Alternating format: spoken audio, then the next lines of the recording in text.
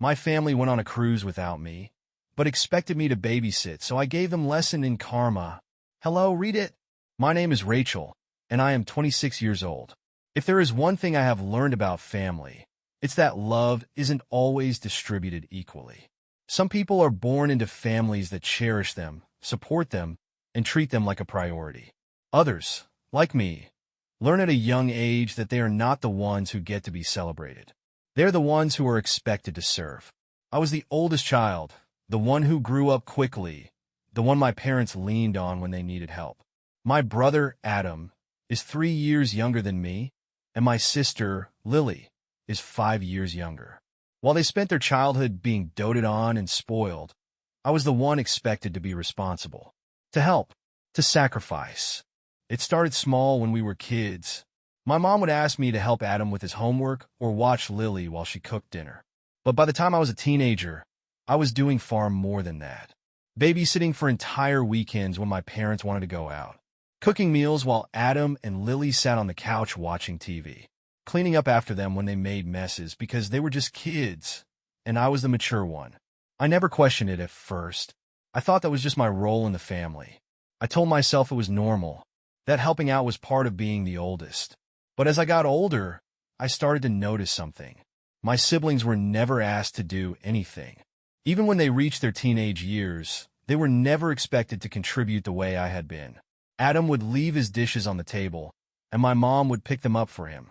Lily could throw a tantrum about not wanting to do laundry, and my dad would do it for her. Meanwhile, if I even hesitated to help, my parents would guilt-trip me into it. Rachel, don't be selfish. They're younger than you. They need help. Rachel, you know how hard we work. Can't you just pitch in without complaining? Rachel, we can always count on you. That last one stung the most, because what it really meant was, Rachel, we rely on you to do the things we don't want to do. Even when I moved out at 18, the expectations didn't stop. I had my own apartment, my own job, my own responsibilities, and yet my parents still treated me like an on-call assistant. They would call me at random hours asking me to run errands, pick up groceries, drive Adam to a friend's house, help Lily with school projects. And every time I tried to say no, they acted like I was being unreasonable. Rachel, it's just a little favor. Rachel, you know family comes first. Rachel, don't be difficult. So I gave in every time, because deep down I still wanted to be loved. I still wanted to believe that one day my parents would see me as more than just the helpful one. But then came the cruise, and that was the moment I finally realized the truth. The first time I heard about it was from my mother. She had been casually mentioning it in passing, talking about booking the tickets, about how excited everyone was. At first, I assumed she was just being vague, that she had forgotten to give me the details. So I waited, thinking any day now, she'd ask me to come along. That moment never came. A few days later, I heard Lily gushing about it on the phone. She was talking to a friend, going on and on about the luxury suite they had booked, the unlimited food, the spa packages. She sounded so excited, so carefree, and I was about to tease her about not inviting me into the conversation when I heard her say something that made my stomach drop. It's going to be so nice. Just the family, no stress, no responsibilities, just pure fun. I felt something shift in my chest. Just the family. I wasn't included. I wasn't even considered. For a brief moment, I tried to tell myself that maybe they were planning a surprise. Maybe they had forgotten to mention it, but had a ticket for me all along.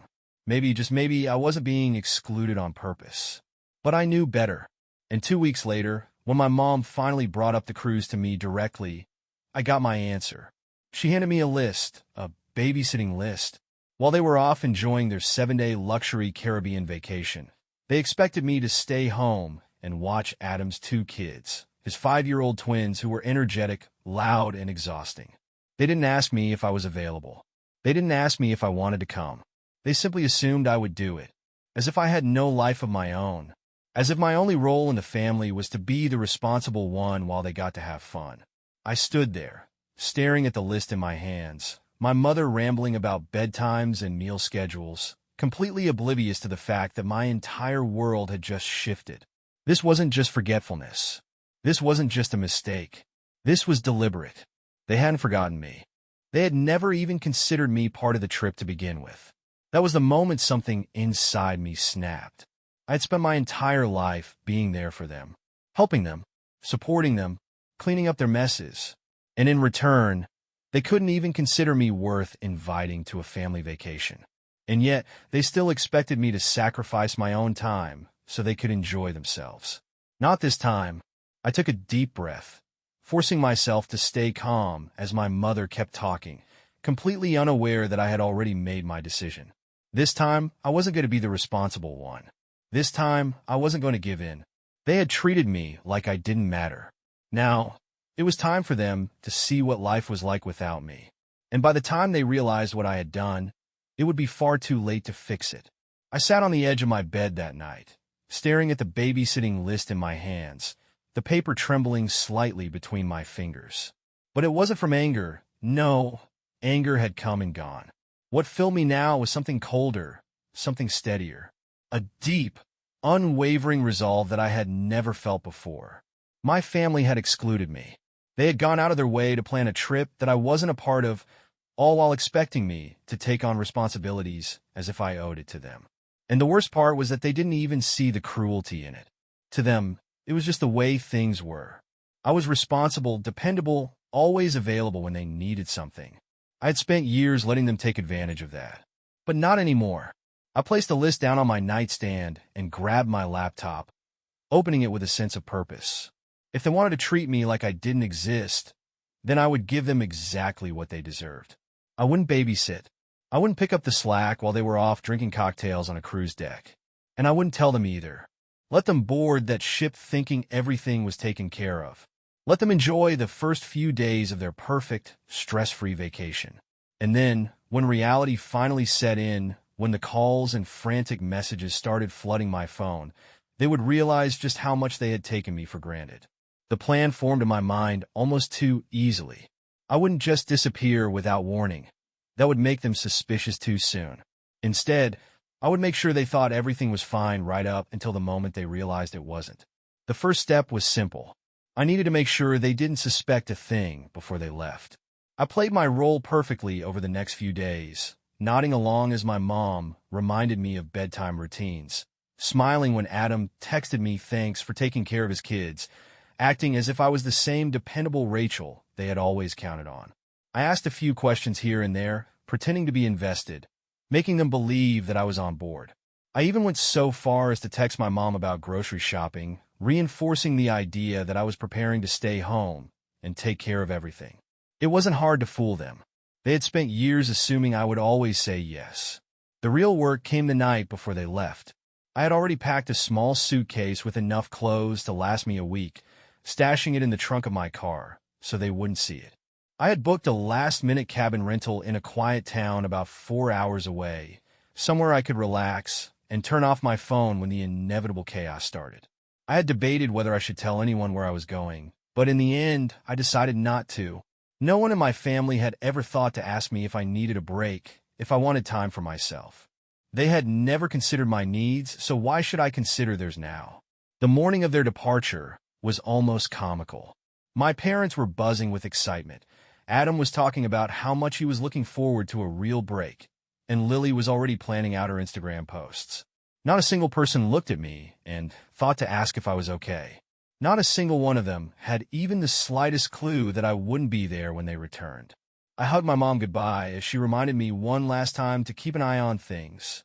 I smiled as Adam thanked me again, like he was doing me some kind of favor by trusting me with his children. And then, just like that, they were gone. I didn't waste any time. The moment I saw their car disappear down the road, I grabbed my purse, locked the house, and got into my car. I didn't feel guilty as I drove away. I didn't feel nervous. I felt free. For the first time in years, I was making a choice that had nothing to do with what my family wanted. I was choosing myself, and it felt incredible. The drive to the cabin was peaceful, the highway stretching out in front of me as I left behind the weight of their expectations. The further I got from home, the lighter I felt.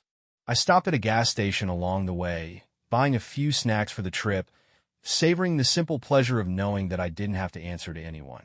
No text messages, no calls, no last-minute demands.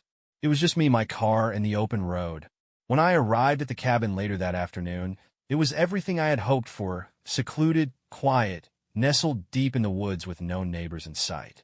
A place where I could breathe. I carried my suitcase inside, set my phone on the nightstand, and took a deep breath. Then, without hesitation, I turned it off. No notifications. No interruptions. Just silence. The first day was blissful. I spent the afternoon reading on the porch, sipping tea as the sun set behind the trees. For once, there was no pressure, no obligation to be anywhere or do anything for anyone. Just the peaceful hum of nature and the knowledge that, at this very moment, my family was probably boarding the cruise, completely unaware that their carefully laid plans were about to fall apart. I knew the chaos would start soon. The first night wouldn't be too bad. They would assume everything was fine, that I had put the kids to bed and was handling things just as they expected. But by the second or third day, when the texts went unanswered and the calls started piling up, reality would finally set in. They would realize I was gone, and there would be nothing they could do about it. I imagined my mom pacing in her suite, trying to call me over and over, her frustration turning into panic. I pictured Adam freaking out, realizing that his perfect little vacation was now tainted by the sudden, unavoidable fact that his children were home alone with no one to care for them. Would he blame me? Would he try to justify it in his head, tell himself that I must have misunderstood, that this was somehow a mistake? Or would he finally, for the first time in his life, see just how much he had taken me for granted?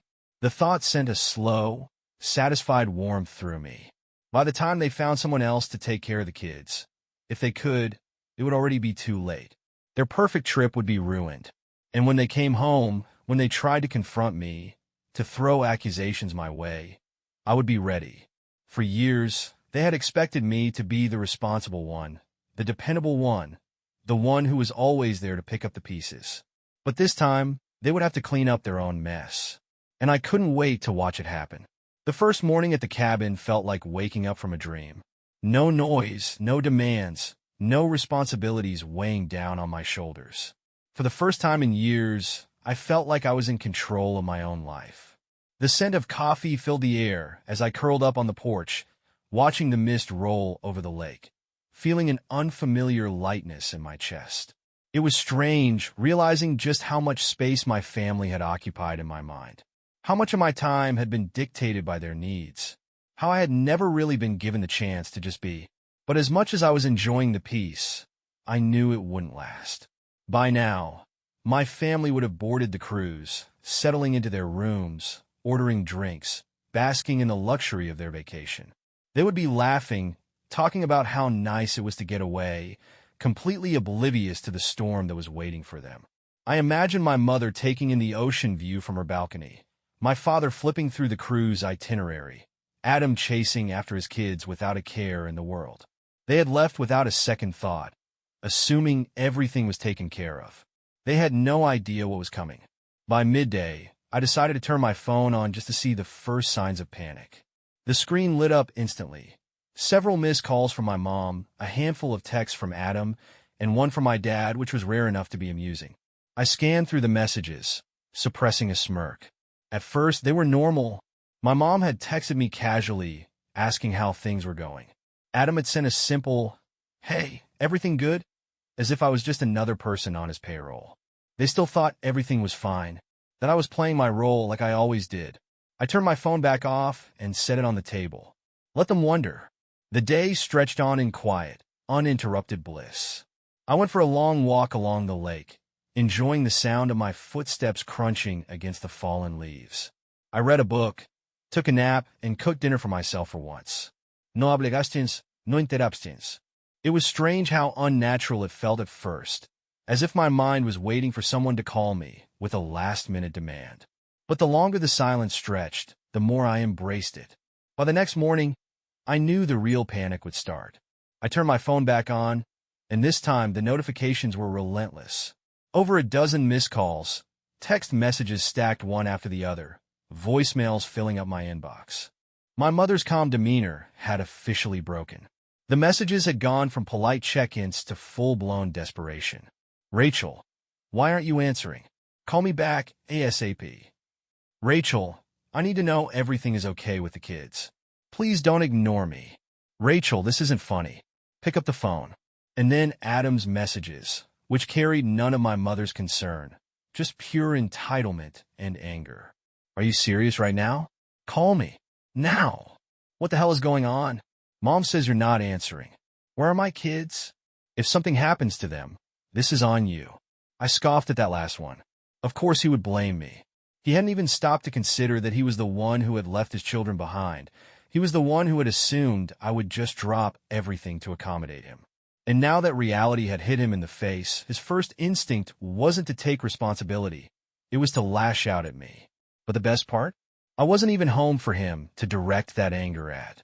I turned my phone off again and spent the day hiking through the woods, feeling lighter with every step. I didn't care what they were going through. I didn't care how frantic my mother had become, how furious Adam was. They had spent their entire lives expecting me to carry their burdens. Now, they could carry their own. But later that evening, just as I was pouring myself a glass of wine and settling onto the couch, I made the mistake of turning my phone on again. And that was when I saw it. A message from an unknown number. For a moment, I assumed it was another relative trying to reach me. But when I opened it, my stomach twisted. It was from Emily, Adam's wife. Rachel, I don't know where you are, but I need to talk to you. Call me when you can. Please. I stared at the message, rereading it over and over. Emily had never reached out to me like this before.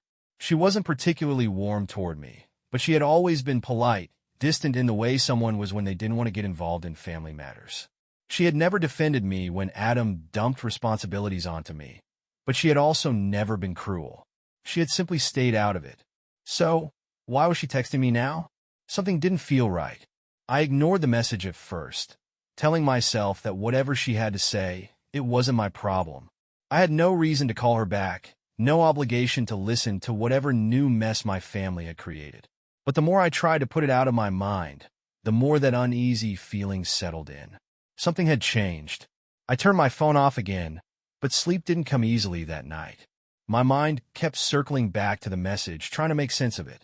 If my family was already panicking, what could Emily possibly need to tell me that was separate from all of that? Was she reaching out because she actually cared? Or was she trying to convince me to come back and clean up the mess? I forced myself to push the thoughts away, reminding myself that whatever was happening, I wasn't responsible for it. But the next morning, when I turned my phone back on, my stomach dropped. Another message from Emily. Rachel, please. This is serious. Call me back. And then, beneath that, a message from my aunt. Rachel, I know you're upset, but something happened. You need to call home. My entire body tensed. This wasn't just about the babysitting anymore. Something had actually happened. I sat frozen for a moment, my mind racing through possibilities. Were the kids okay? Had my parents found out I wasn't home and had some kind of emergency? Had something gone wrong on the cruise? I clenched my jaw, debating whether to turn my phone off again and ignore it all. But something in my gut told me I needed to know. Taking a slow breath, I finally did what I had been avoiding. I called back, and the moment Emily picked up the phone, her voice shaking, I knew whatever had happened was worse than I had ever expected. The moment Emily picked up, I could hear it in her voice. Something was wrong. I had expected anger, frustration, or maybe even a guilt trip, but instead, she sounded shaken, like someone trying to hold back panic. As I listened, the full weight of the situation settled over me, and for the first time since leaving, I felt a sliver of unease. Adam's kids were missing. My mind barely processed the words as she explained what had happened. My family had spent the first couple of days on the cruise assuming I was handling everything back home. My mother had sent a few check-in texts, and when I didn't respond, she brushed it off, believing I was busy with the kids. It wasn't until Adam tried to video call his son that they realized something was wrong. When no one answered, and none of my relatives had seen me for days, the worry turned to full-blown panic. My mother had called a neighbor, asking her to check in, and that was when the truth finally hit them. The house was empty. The kids were gone. Adam's wife had been the one to put everything together first. She had always been slightly more observant than the rest of them, less quick to dismiss things as accidents or misunderstandings. When she saw my complete silence, when she realized there wasn't a single sign of me being at home, she knew something was off. At first, they assumed I had just left the house for a while, maybe taken the kids to a park or a friend's house. But the longer they waited for a response, the more it became clear that no, I wasn't taking care of the kids at all. I wasn't home. I had never been home. The news spread through the family like wildfire. Calls were made, messages sent. My name was passed between relatives, each one trying to piece together where I had gone and why. Some were convinced I had simply abandoned my responsibilities out of selfishness, while others started to suspect something even worse. Had I run off and taken the kids with me? Had I lost my mind? My mother, always concerned about appearances, started weaving excuses, telling others that there had to be some misunderstanding, that surely I was just dealing with something personal and would return soon. But Adam wasn't as patient. His texts had turned into threats, each one more aggressive than the last, blaming me for whatever had happened. And then the worst possibility crept in. If I hadn't taken the kids, and they weren't at home, then where were they? By the time Emily reached out to me, they had already contacted the police. A missing persons report had been filed. Not for me, but for Adam's kids. That was when I realized the gravity of the situation. My family hadn't just been inconvenienced by my absence. They had completely lost control. And now, with the authorities involved, the stakes had escalated far beyond what I had intended. 1,000 possibilities ran through my mind, each one more terrifying than the last. I had left everything behind without a second thought, wanted to teach my family a lesson, but I had never considered what would happen to the kids. I hadn't even thought about where Adam had left them, assuming he had made arrangements like any responsible parent should have. But as Emily continued speaking, her words unraveling the nightmare piece by piece, the horrifying truth set in. Adam had never made any arrangements at all. He had assumed I would take care of them, just as he always had. He had left town without confirming anything, without checking if I was actually there, without making sure his children were safe. And now, no one knew where they were. I gripped my phone tightly, heart pounding as I realized how quickly things had spiraled out of control. My absence had forced my family to confront their own negligence, but in the process, it had also placed 2 innocent kids at risk. I had never wanted this. I had wanted them to suffer the inconvenience, to realize how much they relied on me without appreciating it. I had wanted them to feel the weight of their own selfishness, but I had never wanted actual harm to come from it. My thoughts raced as I tried to process everything. If the kids weren't with me, and Adam had left them behind with the assumption that I would be there, that meant they had been alone for days. The police were involved now, which meant that the situation was no longer just a family dispute. It was a full-blown crisis. I knew I had a choice to make, but no matter which direction I looked, the outcome was disastrous. If I stayed silent, my family would continue to believe I had abandoned the kids, and the police would keep searching for them under the assumption that something terrible had happened. But if I stepped in now, if I made the call and revealed the truth, that I had never agreed to watch them, that Adam had left his children without ensuring their safety, it would tear my family apart in a way that couldn't be undone. My mother's carefully crafted image would shatter. Adam would be forced to face the reality that he had neglected his own children. My father, always silent in these matters, would no longer be able to ignore what his son had done. I had gone into this wanting revenge, but now I wasn't so sure that revenge was worth the collateral damage. I took a deep breath, my hands shaking as I tried to think clearly. The problem was no longer about proving a point. The problem was about fixing a situation that had already spiraled out of control. If I didn't act soon, something even worse could happen. And as much as I wanted my family to understand the consequences of their actions, I wasn't willing to let 2 innocent kids suffer for it. I had spent my entire life cleaning up after them. And now, even after everything, I knew I would have to do it again. I sat in the quiet of the cabin, my phone still clutched in my hands, my pulse hammering in my ears. The weight of everything that had happened pressed down on me, suffocating and impossible to ignore. This was no longer just about proving a point. Adam's children were missing. My family had turned their neglect into a catastrophe, and now it had spiraled into something I never intended. I had wanted them to feel my absence, to understand how much they relied on me without appreciating it. But I never wanted harm to come from it. I had a choice to make. I could stay silent and let them drown in the mess they created, or I could step in and try to fix it, even if it meant undoing the lesson I had tried so hard to teach them. I exhaled slowly, forcing myself to think. If Adam had left his kids without confirming I was there, that meant they had been alone for days, unless someone else had stepped in.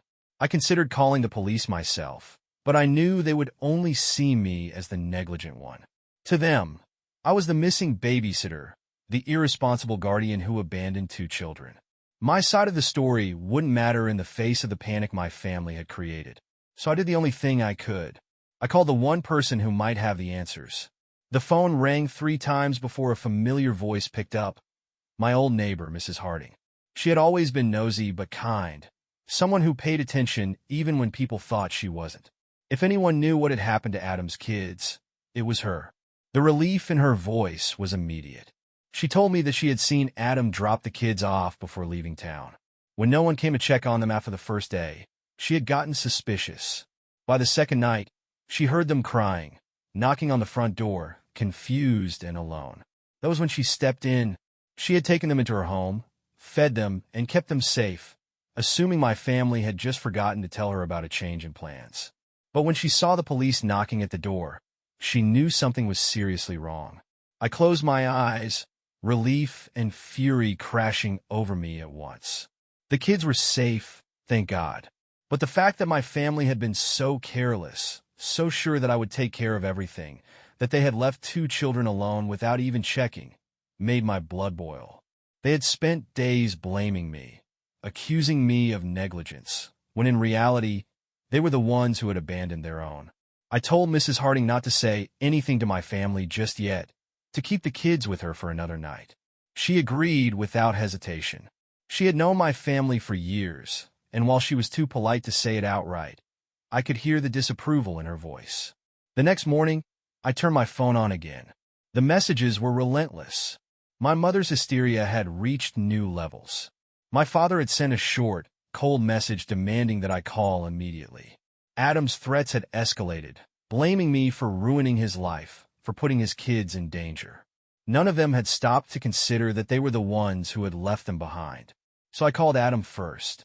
The moment he answered, I could hear the barely contained rage in his voice. He accused me of abandoning his kids, of being irresponsible, of making them look bad. He was so busy pointing fingers that he never stopped to question why I was suddenly calling after days of silence. I let him go on for a while, listening to the self-righteous fury spill from his mouth, before I finally spoke. I told him exactly where his kids were. I told him how Mrs. Harding had taken them in, how she had been the only responsible adult in this entire situation, how he had left them alone without ensuring they were safe. The moment the realization hit him, the moment he understood that it wasn't me who had abandoned them, but him, the anger drained from his voice, replaced with something closer to fear. I didn't stop there. I made sure he knew that the police had been involved, that the entire family now knew the truth, that he had never made any arrangements, that he had assumed I would be there without so much as a confirmation, that he had been so sure of my compliance that he never even considered I might say no. And now, because of that assumption, his kids had been reported missing. Authorities had been called. His negligence was on record. The silence on the other end of the phone was the most satisfying thing I had ever heard. I didn't give him a chance to respond. I hung up before he could try to twist the story, before he could find a way to place the blame back on me. The fallout was inevitable. My parents called within minutes, their voices a mix of relief and anger.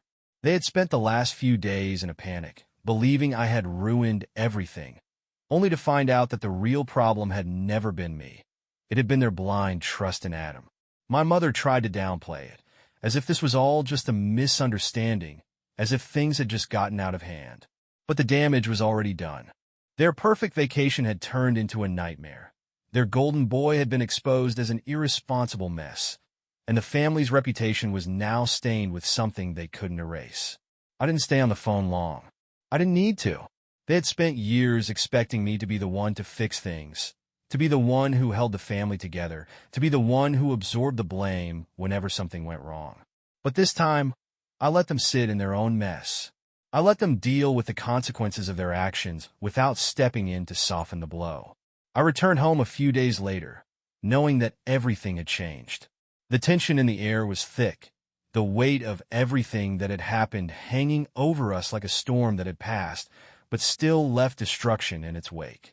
Adam barely looked at me, too ashamed or too angry to acknowledge what he had done. My mother tried to act as if things could return to normal, making passive comments about how things got a little crazy, but at least everyone's okay. But I wasn't playing along anymore. There was no apology. There was no heartfelt moment of realization where they admitted they had taken me for granted. But I didn't need one.